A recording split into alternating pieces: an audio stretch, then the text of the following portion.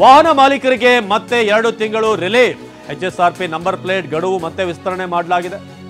November 20ರವರೆಗೂ HSRP ಅಳವಡಿಕೆಗೆ ಅವಕಾಶವನ್ನ ನೀಡಿ ಗಡುವನ್ನು ಮತ್ತೆ ವಿಸ್ತರಣೆ ಮಾಡಿದ್ದಾರೆ.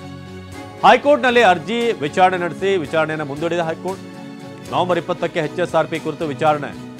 HSRP ಅಳವಡಿಕೆಗೆ ದಿನಾಂಕವನ್ನು ವಿಸ್ತರಿಸಿ ಆದೇಶವನ್ನು ಹೊರಡಿಸಲಾಗಿದೆ. ಸೆಪ್ಟೆಂಬರ್ 15ಕ್ಕೆ HSRP ಡೆಡ್ಲೈನ್ ನೀಡಲಾಗಿತ್ತು.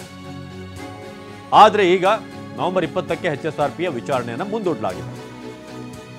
ಜೊತೆಗೆ HSRP ಅಳವಡಿಕೆ ದಿನಾಂಕವನ್ನು ಕೂಡ ಮುಂದೂಡಲಾಗಿದೆ. ಸೆಪ್ಟೆಂಬರ್ 15ಕ್ಕೆ ಡೆಡ್ಲೈನ್ ನೀಡಲಾಗಿತ್ತು.